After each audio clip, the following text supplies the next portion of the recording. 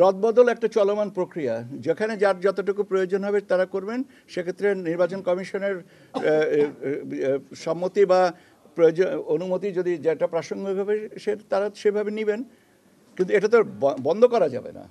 প্রয়োজন ব্যাপারটা কথা হচ্ছে যে নির্বাচন কমিশনের অনুমতি সাপেক্ষে বা সম্মতি সাপেক্ষে বা পরামর্শ সাপেক্ষে সেভাবে জিনিসটা আগাবে। এখন কয়জনকে অনুমতি দেওয়া হবে আর কয়জনকে দেওয়া হবে এই ধরনের পূর্ব ধারণা রাখাটা সমীচীন নয়। আমাদের প্রাথমিকভাবে নিবন্ধনের পোস্টাল ব্যালটে প্রাথমিকভাবে নিবন্ধনের অনুমিত সংখ্যাটা হচ্ছে 10 লক্ষ।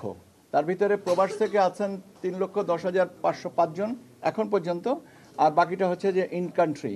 এইটা হচ্ছে আমাদের এটা 10 লক্ষ যদি অতিক্রম করেন তখন আমরা অ্যানাদার 10 লক্ষের জন্য আমরা আমাদের বাফারটা ওপেন করব।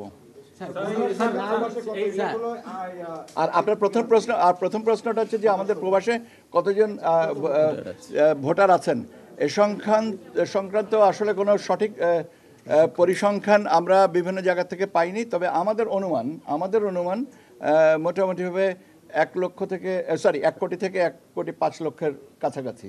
এখন ব্যাপার হচ্ছে নিবন্ধন করাটা তো হচ্ছে ভোটারের ইচ্ছার উপরে নির্ভরশীল। এখন আমরা এইটার অনুমান করে রেখেছি এবং সেই কারণে আমরা 10 লক্ষ, কেননা 10 লক্ষ যদি ওপেন করলাম 50 লক্ষ ওপেন করলাম তাহলে আমাদের 50 লক্ষ ব্যালট প্রিন্ট করতে হবে এবং সেটা একটা অপচয় যদি হয় তাহলে সেটা নিঃসন্দেহে আপনারা তখন আমাদেরকে বলবেন আপনারা কেন হিসাব করিনি। সেই জন্য আমরা 10 লক্ষের একটা করে গ্যাপ নিয়ে আমরা করছি। ব্যাপার আছে যে মামলা করা যায় না।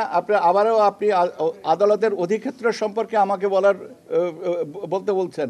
আদালতের অধিক্ষেত্র সম্পর্কে বলার এখতিয়ার বোধহয় আমার নেই। আইনে এটা আদালত যদি কগনিজেন্সে নিয়ে থেকে থাকেন সেটা তো আমরা আদালতে নিশ্চয়ই বলা হচ্ছে। তারপরেও যদি আদালত সেটা বিবেচনায় না নেন তখন সেক্ষেত্রে আমাদের রায়গুলো আমাদের ক্ষমতাকে খর্ব করছে কিনা আপনি যদি বলেন তাহলে এক অর্থে এটা একটা প্রশ্নবিদ্ধ অবস্থানে আছে।